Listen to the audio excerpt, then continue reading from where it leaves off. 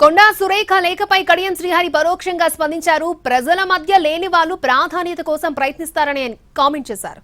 ఏదో కాంట్రవర్సీతో lime light లో ఉండాలి అనుకుంటారని విమర్శించారు. తమ శాఖ అధికారులను కలవడమేంటని ప్రశ్నించడం అవివేకమన్నారు కడియం. నియోజకవర్గ అభివృద్ధి పనులపై అధికారులను కలిసే వెసులుబాటు ఎమ్మెల్యేలకు ఉంటుందని స్పష్టం చేశారు.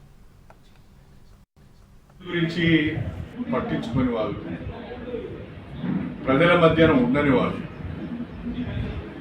ఏదో ఒక కాంట్రవర్సీని క్రియేట్ చేసుకోవడం, ఆ కాంట్రవర్సీ ద్వారా ప్రజల్లో ఉండటానికి ప్రయత్నం చేస్తున్నారు. ఇది మంచి పద్ధతిగా మంచి పరిణామం కాదు.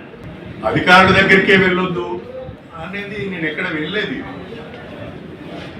మాకు తెలియకుండా మా శాఖ అధికారుల దగ్గరికి వెళ్ళొద్దు అనేది నేను ఎక్కడ వెళ్ళేది, కొత్తగా వింటున్నాను.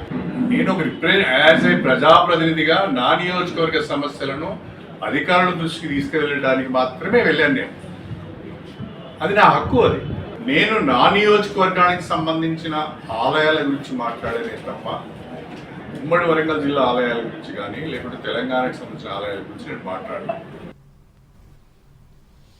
కడియం శ్రీహరి ఆరోపణలపై తానేం మాట్లాడబోనని మంత్రి కొండా సురేఖ అన్నారు. అది నిన్నటి ఎపిసోడ్ అని చెప్పుకొచ్చారు. క్లోజ్ అయిపోయింది, దాని మీద నేను కామెంట్ చేయదలుచుకోలేదు.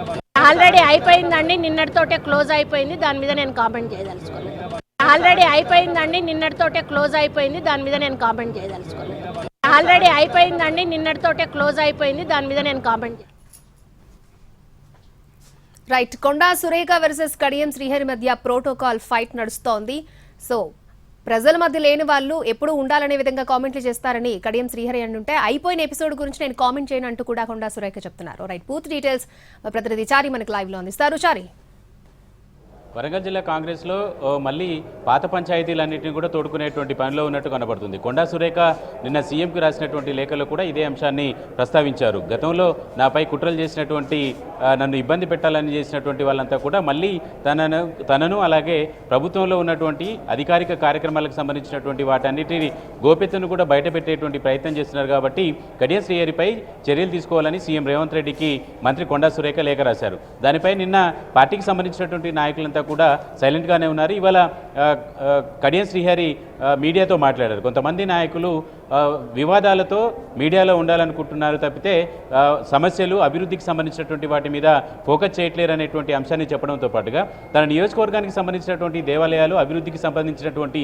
పనుల మీద మాత్రమే కమిషనర్ని కలిసి ఆ పనుల మీద అడిగాను, వినతి పత్రాన్ని ఇచ్చాను తప్పితే ఎక్కడ జిల్లాకు సంబంధించినటువంటి విషయాలు కావచ్చు, ఇతరత్ర అంశాల మీద ఎక్కడ నేను సమీక్ష చేయలేదు అనేటువంటి అంశాన్ని కూడా కడియం శ్రీహరి చెప్తూ వచ్చారు. అయితే కమిషనర్ని ఎమ్మెల్యేగా పిలిపించుకొని రివ్యూ చేయటం ఒకే ఎత్తు, లేదంటే కమిషనర్ దగ్గరికి నేనే వెళ్ళి వినతి పత్రాలు ఇచ్చాను తప్పితే ఇందులో పెద్దగా అధికారాన్ని కానీ అధికార కార్యక్రమాన్ని కానీ దుర్వినియోగం చేసేటువంటి ప్రయత్నం ఎక్కడ చేయలేదు, తప్పు కూడా చేయలేదు. కాబట్టి ఎవరికి కూడా వివరణ ఇచ్చుకోవాల్సినటువంటి అవసరం లేదనేటువంటి అభిప్రాయాన్ని కూడా కడియం శ్రీహరి చెప్పారు. ఇలా కడియం శ్రీహరి అటు కొండా సురేఖ మధ్య పొలిటికల్ వార్ ఇలా కొనసాగుతుంది.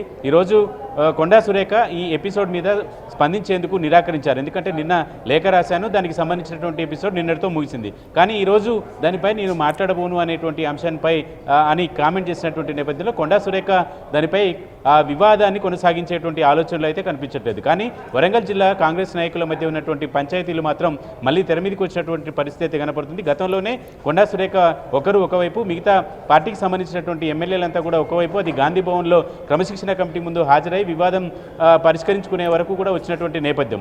ఆ గతంలో ఉన్నటువంటి పంచాయతీలన్నింటినీ కూడా ఇప్పుడు సందర్భానికి కలిసి వచ్చినటువంటి అంశంగా కడియం శ్రీహరి కమిషనర్ కార్యాలయానికి వెళ్ళడము ఈ అంశానికి మళ్ళీ గతంలో జరిగినటువంటి వివాదాలని తెర మీదకి తెచ్చినటువంటి పరిస్థితి అయితే కనబడుతోంది. ఓకే చారి.